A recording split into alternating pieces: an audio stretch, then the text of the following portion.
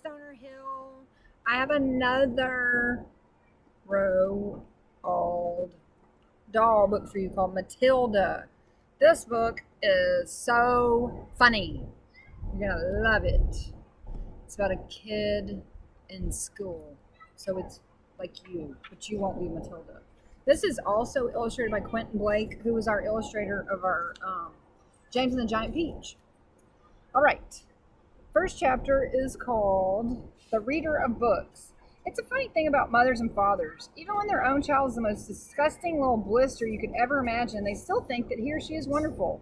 Some parents go further. They become so blinded by adoration they manage to convince themselves their child has qualities of genius. Well, there's nothing very wrong with all this. It's the way of the world. It is only when the parents begin telling us about the brilliance of their own revolting offspring that we start shouting, "Bring us a basin. We're going to be sick." That's like a bowl. Throw up in the bowl. Oh, I got pictures. I'll show you in a minute. School teachers suffer a good deal from having to listen to this sort of twaddle from proud parents, but they usually get their own back when the time comes to write the end of term reports. If I were a teacher, I would cook up some real scorchers for the children of doting parents. Your son, Maximilian, I would write, is a total washout. I hope you have family business you can push him into when he leaves school, because he sure as heck won't get a job anywhere else. Or if I were feeling lyrical that day, I might write, "It is a curious truth that grasshoppers have their hearing organs in the side of the abdomen. Your daughter Vanessa, judging by what she's learned this term, has no hearing organs at all." This is a picture of the parents who love the kid. I might even delve deeper into natural history and say the periodic cicada spends 6 years as a grub underground and no more than 6 days as a free creature of sunlight and air. Your son Wilfred has spent 6 years as a grub in his school, and we are still waiting for him to emerge from the chrysalis, like become a butterfly. A particularly poisonous little girl might sting me into saying Fiona has the same glacial beauty as an iceberg, but unlike the iceberg, she has absolutely nothing below the surface. I think I might enjoy writing end-of-term reports for the stinkers in my class, but enough of that, we have to get on. Okay, here's some more pictures of the stinkers, and here are the bugs. Occasionally, one comes across parents who take the opposite line, who show no interest at all in their children, and these are, of course, far worse than the doting ones. Mr. and Mrs. Wormwood were two such parents. They had a son called Michael and a daughter called Matilda, and the parents looked upon Matilda in particular as nothing more than a scab. A scab is something you have to put up with until the time comes when you can pick it off and flick it away. Mr. and Mrs. Wormwood looked forward enormously to the time when they could pick their little daughter off and flick her away, preferably into the next county or even further than that. It is bad enough when parents treat ordinary children as though they were scabs and bunions, but it becomes somehow a lot worse when the child in question is extraordinary. And by that, I mean sensitive and brilliant. Matilda was both of these things, but above all, she was brilliant. Her mind was so nimble, and she was so quick to learn that her ability should have been obvious even to the most half-witted of parents. But Mr. and Mrs. Wormwood were both so gormless and so wrapped up in their own silly little lives that they failed to notice anything unusual about their daughter. To tell the truth, I doubt they would have noticed had she crawled into the house with a broken leg. Michael, Matilda. Matilda's brother, Michael, was a perfectly normal boy, but the sister, as I said, was something to make your eyes pop. By the age of 1.5, her speech was perfect, and she knew as many words as most grown-ups. The parents, instead of applauding her, called her a noisy chatterbox and told her sharply that small girls should be seen and not heard. By the time she was 3, Matilda had taught herself to read by studying newspapers and magazines that lay around the house. At the age of 4, she could read fast and well, and she naturally began hankering after books. The only book in the whole of this enlightened household was something called Easy Cooking, belonging to her mother, and when she had read this from cover to cover and had learned all the recipes by heart, she decided she wanted to do something more interesting. Here's Matilda reading the newspaper. "Daddy," she said, "do you think you could buy me a book?" "A book," he said. "What do you want a flaming book for?" "To read, Daddy. What's wrong with the telly, for heaven's sake?" "We've got a lovely television, with a 12-inch screen, and now you come asking for a book. You're getting spoiled, my dear." Nearly every weekday afternoon, Matilda was left alone in the house. Her brother, 5 years older than her, went to school. Her father went to work, and her mother went out playing bingo in a town 8 miles away. Mrs. Wormwood was hooked on bingo and played it 5 afternoons a week. On the afternoon of the day when her father had refused to buy her a book, Matilda set out all by herself to walk to the public library in the village. When she arrived, she introduced herself to the librarian, Mrs. Phelps. She asked if she might sit a while and read a book. Mrs. Phelps was slightly taken aback at the arrival of such a tiny girl unaccompanied by a parent, nevertheless told her she was very welcome. Where are the children's books, please? Matilda asked. They're over there on those lower shelves, Mrs. Phelps told her. Would you like me to help you find a nice one with lots of pictures in it?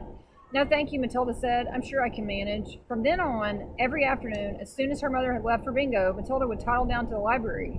The walk took only 10 minutes, and this allowed her 2 glorious hours sitting quietly by herself in a cozy corner, devouring one book after another. When she had read every single children's book in the place, she started wandering around in search of something else.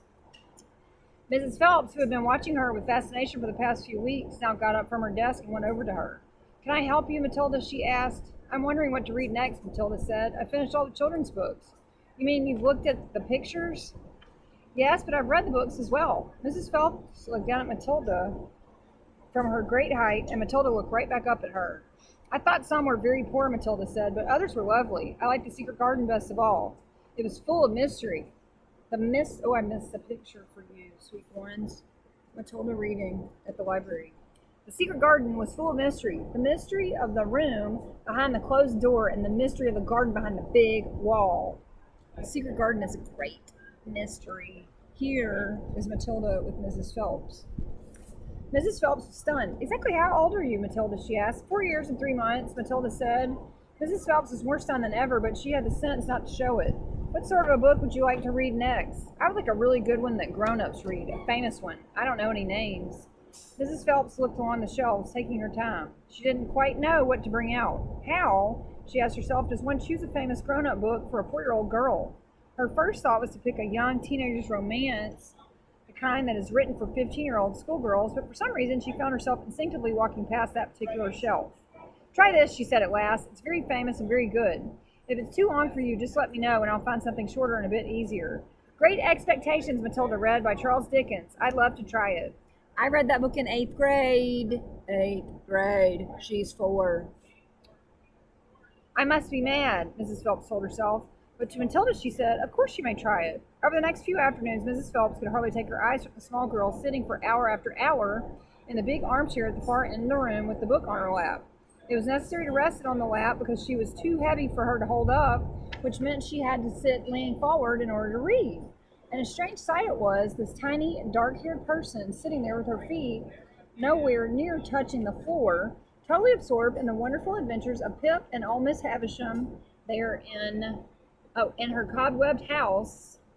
That's Great Expectations. And by the spell of magic that Dickens, the great storyteller, had woven with his words. The only movement from the reader was the lifting of the hand every now and then to turn over a page. And Mrs. Phelps always felt sad when the time came for her to cross the floor and say, It's 10 to 5, Matilda.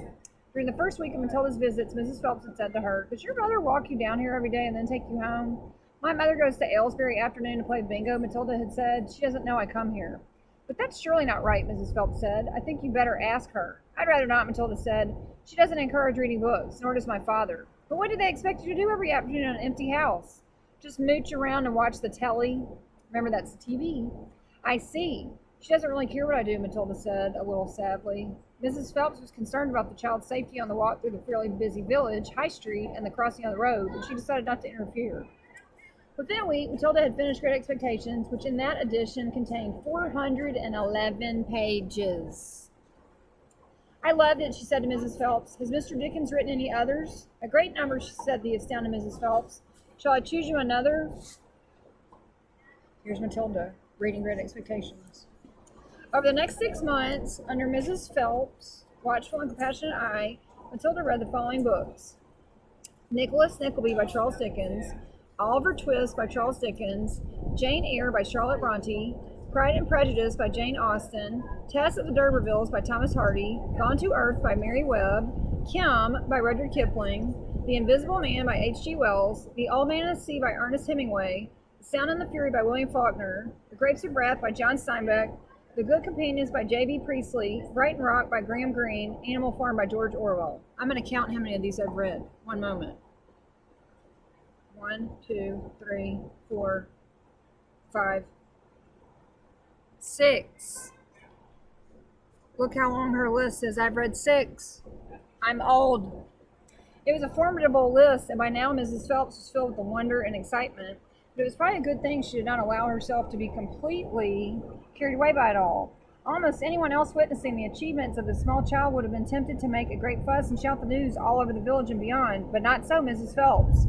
She was someone who minded her own business and had long since discovered it was seldom worthwhile to interfere with other people's children. Mr. Hemingway says a lot of things I don't understand, Matilda said to her, especially about men and women, but I loved it all the same. The way he tells it, I feel I'm right there on the spot watching it all happen. A fine writer will always make you feel that, Mrs. Phelps said, and don't worry about the bits you can't understand. Sit back and allow the words to wash around you like music. I will, I will. Did you know, Mrs. Phelps said, that public libraries like this allow you to borrow books and take them home? I didn't know that, Matilda said. Could I do it? Of course, Mrs. Phelps said. When you have chosen the book you want, bring it to me so I can make a note of it, and it's yours for 2 weeks. You can take more than one if you wish. Oh, Matilda's whole world's going to change. From then on, Matilda would visit the library only once a week in order to take out new books and return the old ones. Her own small bedroom now became her reading room, and there she would sit and read most afternoons, often with a mug of hot chocolate beside her.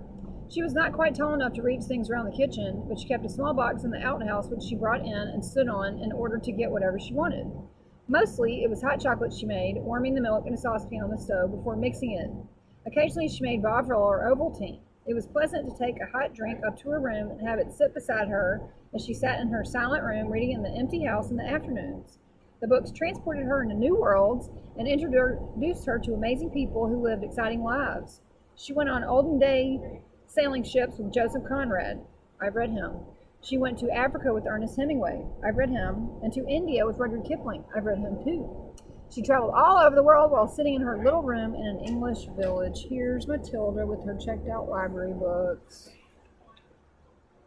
Now, I'm not going to read you anymore because you should be really intrigued that Matilda is 4 years old and 3 months and she's reading these classic adult books by herself. Now, 4 years old, what's coming up? She's going to turn 5 and go to kindergarten because I'm telling you, she has to go to school and something, this is Roald Dahl, magical is going to happen to Matilda. And her principal is horrible and very mean. And her name is Mrs. Trunchbull. What a horrible name. So we have this in our library. If you like the story so far, check it out.